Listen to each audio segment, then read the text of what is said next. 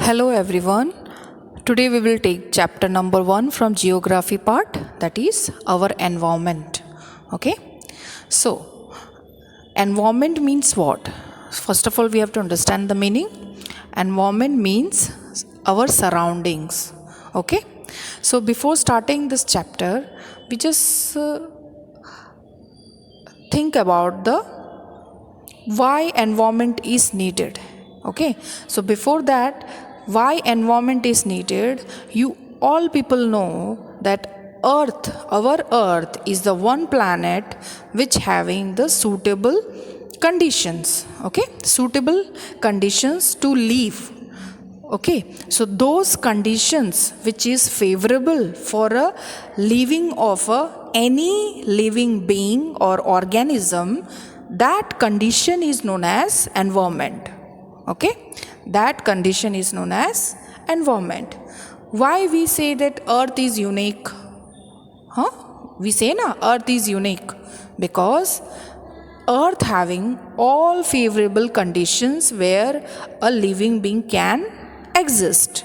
Understand? So this word environment comes from French word that means our surrounding.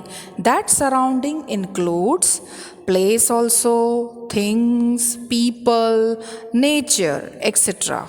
Okay, and all the things which is created by human being also. So environment consists of two things, that is natural environment and man-made environment. Okay, so here what we understood, our environment, that means environment means nothing else but it is a condition, it is the surrounding where we live. So what is environment? Our environment is nothing but our surrounding. Okay, and this surrounding includes living being also and non-living being also. So in living being we can say animals, plants, and in non-living being we can say about water, air, land. So all the living beings adjust with this environment that is called our surrounding. Okay, and now this natural environment is of two type. Okay, you can see in this picture biotic and abiotic. That means natural environment is divided into two parts, biotic and abiotic. Biotic means living, abiotic means non-living. In living you can see the example like plants, animals, fungi, bacteria, and in non-livings water, sunlight, soil, air, temperature. So what we understood, that natural environment consists of biotic and abiotic components. Now what is man-made environment? Man-made environment is nothing but it is the what? It is the environment which is created by human, like industries, settlements, transports, etc. Now all these environment which is made by human, they modify the environment. Okay, so what are the modification or what are the activities done by human beings, that we can see some of this, like landforms are modified by various natural and human activities. Okay, for example, if we need to make lots of buildings, we definitely clear the agriculture or the forest area. Okay, so it means we have modified the natural environment into human environment. Okay, another point, changes in climate also. You can see na changes in climate. Also we are adapting the each season, each conditions. Okay, now next, every day some of the species of plants and animals become extinct. Okay, extinct means it is just vanished from the earth, and new species, new types of birds or animals or plants will evolve means they will start to live in a existence. Understand? Now, evolution of human being also changes in the environment. Okay, we also know na who were the ancestors of human beings. Now, because of this environment only, they just changed, and right now also the changes are going on. Okay. Now, so what is the actual meaning? This environment, which is natural, also can be converted into human environment, and this human environment is also can be modified by the natural environment. For example, volcanic eruptions, earthquake, landslides, etc. Okay, now we will start with the next topic, natural environment. Okay, natural environment, we already understood two components consist of, that is biotic and abiotic. So first of all we will go in detail with the abiotic components, that is air means atmosphere, water means hydrosphere, and soil means lithosphere. So first we go with the lithosphere part.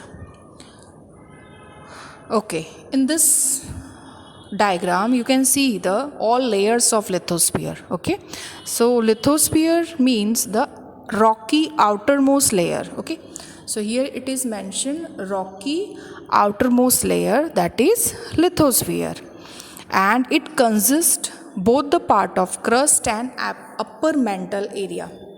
You can see in this image upper mantle, that is also known as asthenosphere, and plus crust. So both together is known as lithosphere, and its thickness is about 100 to 150 kilometer. Now it is made up of rock and minerals. Understand? It is made up of rock and minerals, and same having irregular and rocky sphere both in continents and ocean basins.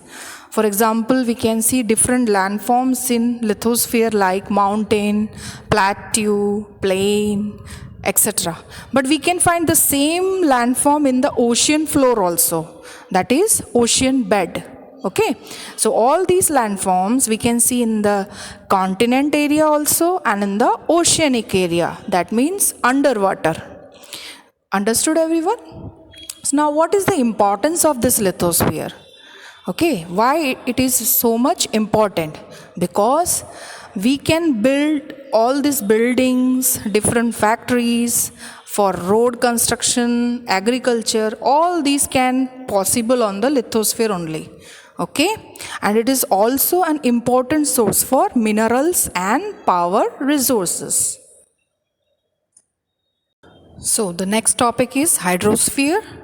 Hydrosphere is nothing but the water. Okay, the water present on the surface of the earth is referred as hydrosphere, and we have different form of hydrospheres, that is oceans, sea, bays, lakes, rivers, etc. All these are the different forms of hydrosphere. Apart from this, we can also get water, that is as a form of groundwater. Okay, so here water supports all the life, all the form of life. That means those who are living being, those who have the life exist on the earth, they require water in any form. That is, we can get the three states of water, that is in solid, liquid and gaseous form. Understand? Now, how we will get fresh water? We can get fresh water with the help of water cycle.